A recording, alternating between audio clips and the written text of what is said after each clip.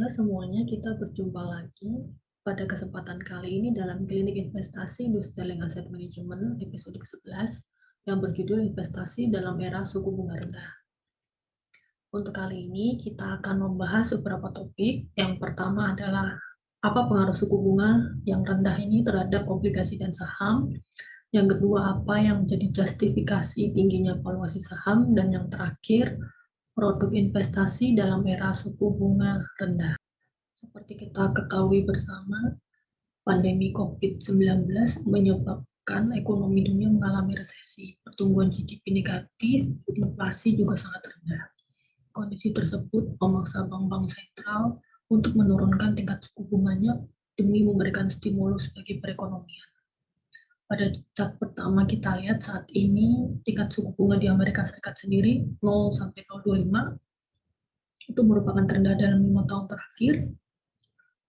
Sedangkan untuk tingkat suku bunga di zona Eropa sendiri 0% ini sebenarnya sudah dari tahun 2015 semenjak krisis Yunani yang gagal bayar. Terus kalau kita lihat inflasinya kemarin kuartal pertama tahun 2020, inflasi Amerika Serikat maupun zona Eropa juga rendah, bahkan untuk zona Eropa sendiri berada di teritori negatif atau mengalami deflasi. Inflasi di Amerika Serikat sendiri terendah semenjak tahun 2008. Kalau kita perhatikan pada chart selanjutnya adalah yang menjadi concern utama pembeda apa yang terjadi situasi saat ini dengan yang sebelumnya adalah untuk pertama kalinya yield obligasi 10 tahun Amerika Serikat di bawah 1%. Ini yield tahun 2020 ini bahkan lebih rendah daripada zaman Great Depression di Amerika Serikat, yaitu tahun 20-an sampai tahun 30-an. Sedangkan yield untuk obligasi negara 10 tahun di zona Eropa bahkan sudah memasuki teritori negatif. Ini juga pertama kalinya semenjak zona Eropa berdiri di tahun 99. Yang perlu dicermati berikutnya adalah akibat suku bunga rendah, inflasi rendah, dan terjadinya resesi pandemi COVID-19 ini adalah secara global nilai obligasi yang memiliki yield negatif itu mencapai rekor terbarunya, mencapai 18 triliun pada tahun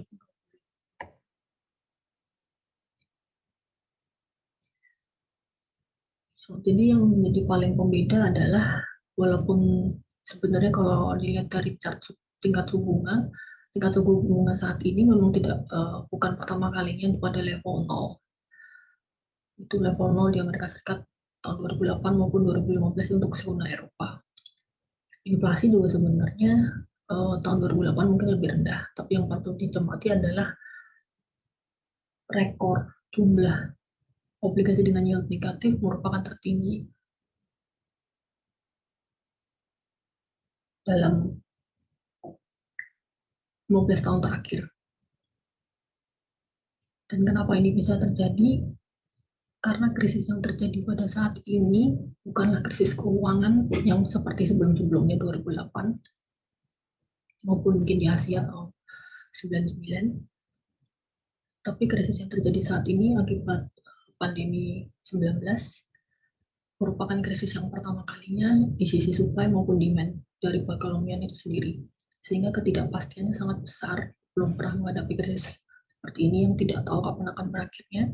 Sehingga pada tahun 2020, investor berbondong-bondong menyelamatkan asetnya ke aset safe haven. Safe haven aset itu biasanya seperti emas dan yang lainnya juga adalah yang kita soroti sekarang adalah obligasi negara, terutama obligasi negara Amerika Serikat maupun zona Eropa. Ini yang mendrive kenapa yield obligasi Amerika Serikat maupun Eropa sendiri yieldnya bisa turun sangat tajam. Lalu bagaimana dengan kondisi di Indonesia untuk obligasi maupun misalnya deposito? Untuk dari sisi obligasi sendiri, memang berbeda dengan obligasi Amerika Serikat maupun Eropa. Obligasi Indonesia bukan safe haven asset.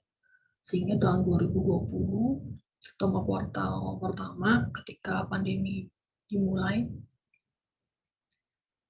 yield obligasi pemerintah Indonesia untuk yang 10 tahun itu sempat melonjak cukup tinggi karena terjadi outflow, terutama dana-dana asing kembali terjadi outflow karena tadi mereka memilih untuk menanamkan dananya ke obligasi Amerika Serikat maupun Eropa atau mungkin emas.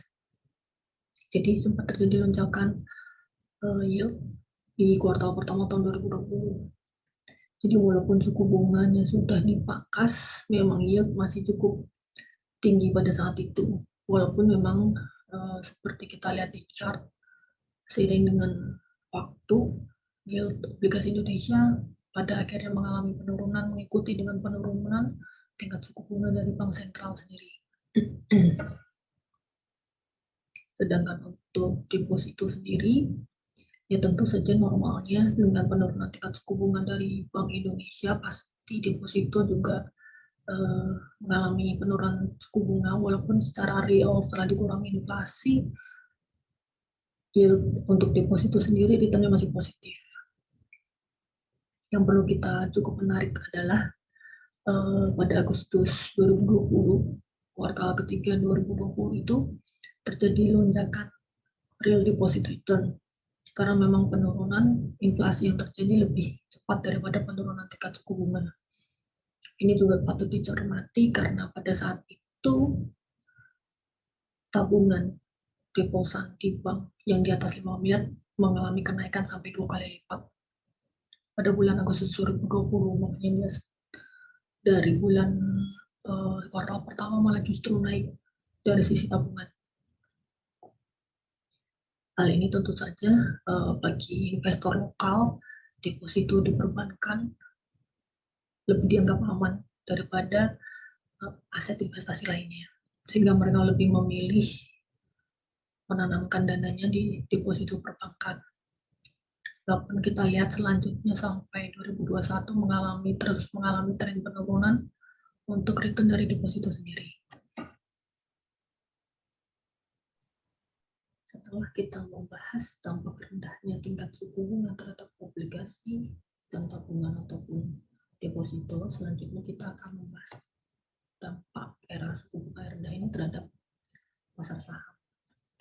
Jika kita lihat dari chart ini, pasar saham dunia memang terkoreksi dalam pada bulan Maret 2020, namun sudah mengalami rebound. Bahkan untuk S&P 500, reboundnya cukup cepat, terus mencetak rekor baru. Sedangkan untuk Asia Pasifik maupun Eropa, seperti kita lihat dalam chart ini, masih tertinggal jauh dibandingkan S&P 500. Dalam kinerja year on year bulan Maret maupun Desember, kita lihat juga S&P 500 kinerja indeks sahamnya lebih bagus daripada MSCI Asia Pasifik maupun MSCI Eropa. Jika kita lihat juga dari historical price earning-nya, price earning ratio S&P 500 saat ini sudah jauh melebihi 2 standar deviasi dari tahun 2000 sampai 2020. 20 tahun terakhir. Kita lihat sudah sangat jauh perbedaan dari tahun 2020. Dari sisi historical price earning ratio, memang indeks S&P 500 sepertinya sudah kemahalan. Jadi sebenarnya apa yang terjadi dengan pasar saham di Amerika Serikat? Kenapa S&P 500 terus mencetak rekor? Salah satunya adalah munculnya dominasi spekulatif retail investor dalam pasar saham Amerika Serikat. Total dari volume trading hedge fund maupun mutual fund diganti jumlah itu hampir sama dengan retail trading. Jadi melihat signifikan sekali peningkatan volume retail trading. Mengapa retail trading tahun 2020 meningkat pesat dalam masa pandemi? Dengan adanya tingkat suku bunga yang rendah, maka yield obligasi seperti yang kita telah bahas sebelumnya juga mengalami penurunan. Dan adanya kondisi WFH mendorong investor retail lebih berpartisipasi aktif dalam perdagangan saham. Dan retail trading ini sayangnya memang lebih spekulatif. Terlihat dari penggunaan margin yang pertumbuhannya sangat cepat mencetak rekor untuk penggunaan margin. Jadi lebih ke aspek spekulasi daripada aspek investasi. Hal ini yang mendorong mengapa pada tahun 2020 S&P 500 bahkan sebenarnya sampai saat ini terus mencetak rekor baru. Padahal sebenarnya mungkin secara perekonomian belum rebound secepat itu. Lalu bagaimana dengan pasar saham di negara lain? Coba kita bahas untuk yang di Indonesia sendiri. Perkembangan investor retail di pasar saham Indonesia kalau kita lihat mengalami peningkatan. Begitu juga dengan investor pasar modal secara total, di mana di pasar modal ini ada investor obligasi, saham, dan lain sebagainya. Jadi untuk saham yang berwarna biru gelap, sedangkan total yang investor pasar modal berwarna abu-abu. Jika kita lihat selama ini biasanya pertumbuhan investor pasar saham selalu di bawah pertumbuhan investor pasar modal. Tapi pada 2020 mulai mendekati dan bahkan sampai dengan Maret 2021 pertumbuhan investor pasar saham sudah melebihi pertumbuhan investor pasar modal. Dan jika dilihat dari data Desember 2020, dari jumlah investor pasar modal sendiri didominasi oleh investor milenial, mencapai lebih dari 50%. Lalu jika kita lihat lebih jauh, rata-rata investor aktif harian mengalami peningkatan yang sangat pesat, terutama pada Maret 2000, pada kuartal pertama 2021. Ini lebih dari 2 kali lipat kenaikannya. Dan dari aktivitas transaksi harian, porsi retail domestik itu sudah lebih dari 50%, bahkan pada Januari mencapai hampir 70%. Jadi sama dengan Amerika Serikat, bahwa investor retail semakin mendominasi dan mereka sebagian besar sangat aktif sehingga meningkatkan aktivitas harian dalam pasar saham. Untuk negara lainnya kita lihat juga terjadi seperti misalnya di Korea Selatan, trading harian mendominasi 87% dari total nilai perdagangan saham di awal September 2020 dibandingkan per Maret 51%. Jadi semakin aktif yang trading harian. Kalau India, rekening investor retail dalam format elektronik naik 27% pada tahun 2020. Dan dari akun investor ini yang aktif naik 10,4 juta di tahun 2020. Di Indonesia, Oktober 2020, 73% transaksi saham berasal dari investor retail, tertinggi dalam 5 tahun terakhir. Untuk Amerika Serikat sendiri, partisipasi investor retail dalam transaksi saham naik mendekati 20% di tahun 2020 dibandingkan 15% di tahun 2019, seperti pada grafik yang sebelumnya. 2019 itu masih di bawah 20% dan 15%-an, sedangkan 2020 sudah di kisaran 20%-an untuk retail investor.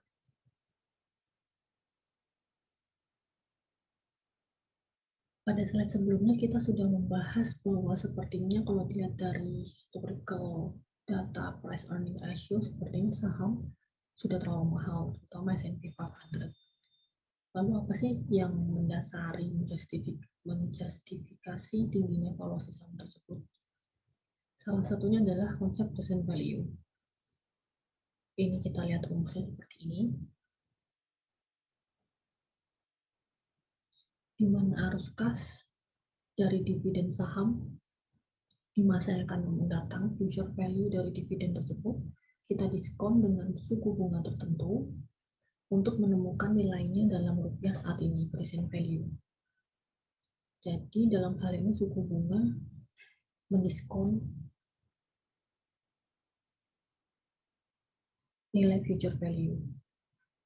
Jika kita lihat rumusan seperti ini, maka suku bunga turun, present value naik, karena kan suku bunga mendiskon dari future value itu sendiri. Pada April 2021, rasio PI rasio dari S&P 500 berada di level 33. Dan nilai rata-ratanya cuma 19,3. Pada Maret tahun 2000, rasio PI-nya berada di level 30. Seperti kita bahas tadi, secara historical sepertinya sudah mahal, tapi menurut argumen present value, belum tentu bisa dianggap saat ini PI S&P 500 terlalu mahal, karena pada Maret 2000 yield obligasi Amerika Serikat 10 tahun hanya 6,1%. Sedangkan pada April 2021 yield obligasi 10 tahun Amerika Serikat berada di level 1,6%. Jadi faktor pendiskonnya lebih kecil saat ini. Kalau faktor pendiskon lebih kecil saat ini, maka nilai present value-nya dianggap kalau future value-nya tetap seharusnya lebih tinggi. Jadi artinya price earning ratio saat ini bisa dapat lebih tinggi lagi. Lalu bagaimana dengan valuasi saham Indonesia? Untuk price earning ratio IHSG sendiri, kita lihat dalam chart ini pada Januari 2021 itu sudah mencapai level 35, sempat menyentuh di atas standar 2 kali standar deviasi dari nilai rata-ratanya 19,5. Sedangkan September 2009 itu rasionya di level 36. Secara historical sama sepertinya memang tampak mahal, namun di September 2009 yield obligasi Indonesia 10 tahun di level 10,4%, sedangkan di Januari 2021 hanya 6,2%. Jadi memang seperti yang tadi kita sudah bahas, kalau dari sisi present value dan tingkat suku bunga, maka PI rasio saat Januari 2021 tidak langsung serta-merta diartikan mahal dan jika dibandingkan September 2009. Selain argumen present value, untuk menilai apakah pasar saham sudah memasuki area bubble, kita dapat membandingkannya dengan instrumen investasi lainnya seperti obligasi. Semakin tinggi earning yield, kebalikan dari price earning, jadi earning yield itu earning per price, semakin tinggi earning yield maka semakin murah valuasi saham. Artinya kan karena earning per price, kalau nilainya semakin tinggi berarti price-nya semakin kecil jika earning-nya sama. Sehingga semakin tinggi selisih atau spread antara earning yield dengan yield obligasi 10 tahun, maka saham akan menjadi semakin menarik atau lebih murah. Kita lihat dalam chart yang sebelah kiri, pada Maret 2000, di mana PI S&P 500 tinggi tapi 30-an, spread antara earning yield dengan yield obligasi itu di level minus 2,8. Sedangkan pada April 2021 itu positif 1,3. Ini artinya saham relatif masih lebih murah atau lebih menarik dibandingkan dengan obligasi. Atau obligasi lebih mahal, sudah terlalu mahal jika dibandingkan dengan saham. Sedangkan untuk kasus Indonesia sendiri agak berbeda memang. Kalau kita lihat chart sebelah kanan masih spreadnya di teritori negatif. Jadi memang kalau untuk Indonesia obligasi masih lebih murah dari saham, walaupun kalau kita lihat trennya, spreadnya semakin negatifnya semakin berkurang, semakin mendekati area positif. September 2009 itu bisa sampai negatif 7,6, sedangkan Januari 2021 hanya negatif 3,2. Setelah kita lihat dampaknya suku bunga rendah terhadap pasar saham, obligasi maupun deposito, lalu kira-kira apa yang bisa kita lakukan dalam mengelola portofolio investasi kita sendiri. Produk investasi apa yang bisa menjadi alternatif dalam masa-masa suku bunga yang rendah? Ada beberapa produk investasi yang bisa dapat menjadi alternatif ketika mungkin kita lihat saham volatilitasnya tinggi atau mungkin kita belum berani karena merasa sudah mahal atau apapun itu, maka beberapa produk investasi ini bisa menjadi alternatif sebagai investasi kita. Yang pertama, obligasi retail pemerintah. Dibandingkan dengan obligasi negara mungkin 10 tahun, untuk investor retail memang mungkin sulit untuk berinvestasi langsung kepada obligasi pemerintah yang non retail dan volatilitasnya juga cukup tinggi. Maka dari itu obligasi retail pemerintah ada ORI, sukuk retail, SPR, sukuk tabungan itu bisa menjadi alternatif. Apa yang membedakan ORI, SR, SPR, ST? Jadi kalau ORI maupun SR atau sukuk retail itu rate atau suku bunganya tetap, kuponnya tetap. Ada secondary market, artinya kalau kita sudah beli kita bisa jual lagi sebelum jatuh tempo. Masa maturity-nya sekitar 3 tahun. Hanya yang membedakan antara ORI dengan sukuk retail ada yang satu konvensional dan yang satu adalah syariah.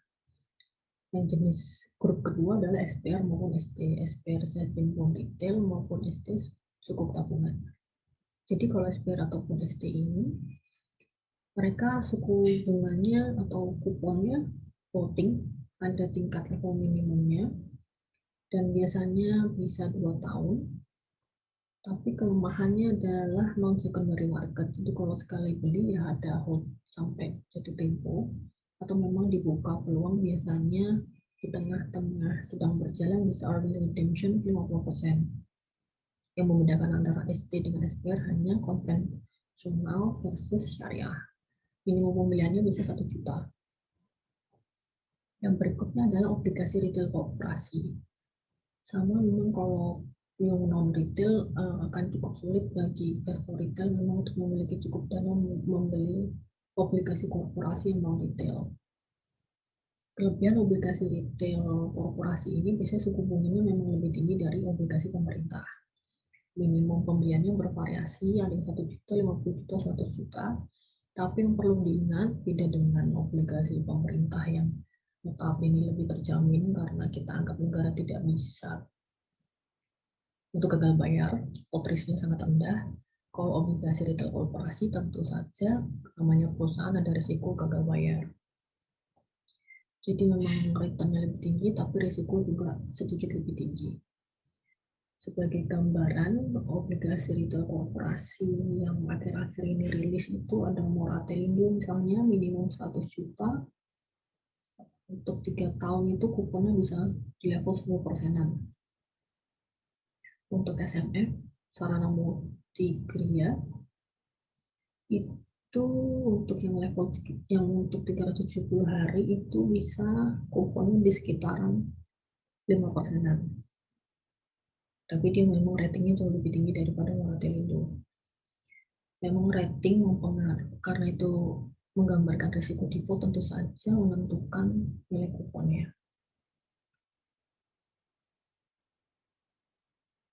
Untuk produk investasi yang selanjutnya, misalnya reksadana terproteksi, di mana suku bunganya bisa lebih tinggi dari obligasi pemerintah, karena biasanya underlying yang dipakai oleh manajer investasi biasanya memang obligasi korporasi, walaupun bisa juga obligasi pemerintah, tergantung.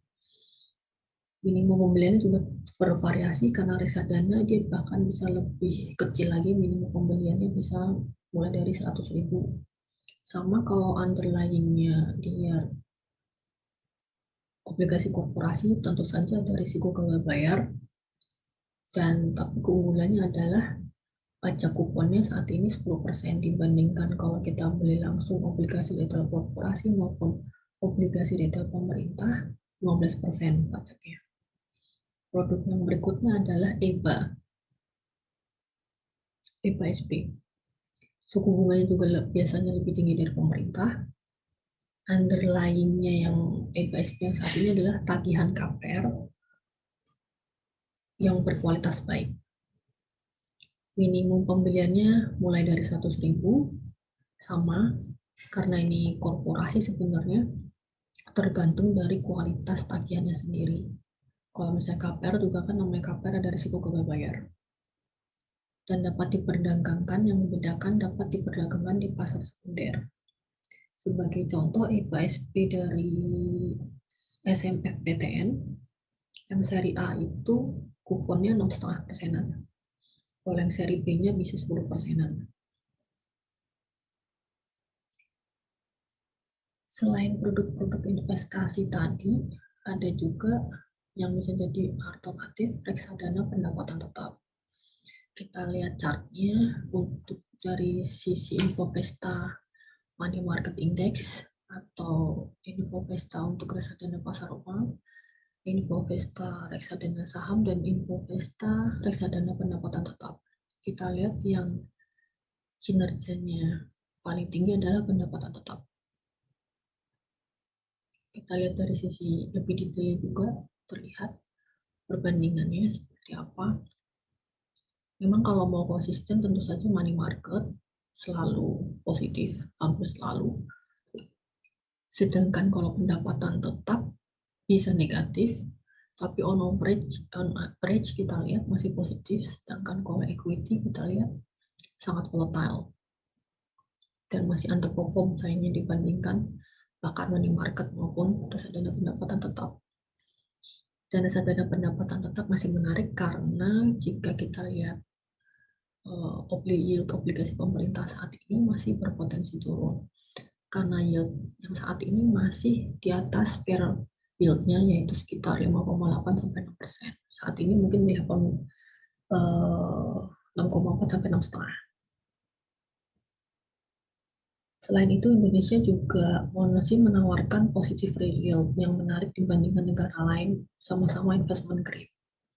Kita lihat dibandingkan peers kita Filipina maupun Thailand, yield kita yang masih paling tinggi.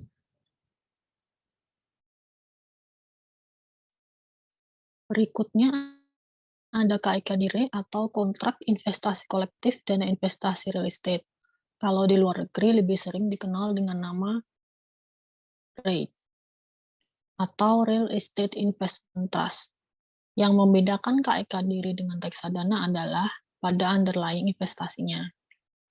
Jika reksadana underlying investasinya berupa securities seperti obligasi, saham deposito, dan lain sebagainya, KIKDIRE underlying investasinya berupa properti. Propertinya bisa hanya satu atau beberapa properti. Properti yang bisa dimasukkan dalam KIKDIRE harus memiliki pendapatan secara berkala. Contohnya seperti sewa. Properti seperti mall, hotel, kondotel, office tower, dan lain sebagainya. Atau berupa service charge seperti apartemen. Keuntungan atas usaha operasional properti tersebut kemudian didistribusikan kembali sebagai dividen kepada investor atau pemegang unit penyertaan. Di Indonesia sendiri ada beberapa KIKDIRE, contohnya di Resimas Plaza Indonesia, itu propertinya seperti Plaza Indonesia, Hotel Grand Hyatt, Plaza Office Tower atau dan efek Sudirman mulai tahun 2019. Kalau Kak Eka yang paling lama itu Ciptadana tahun 2012 itu propertinya Solo Grand Mall.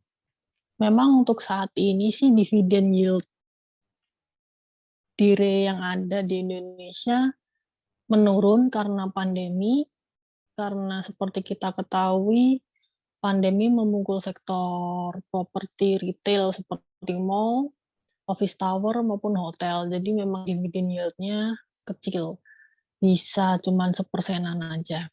Namun diharapkan setelah pandemi, yield yang ditawarkan akan kembali menarik seiring dengan pemulihan sektor properti tersebut.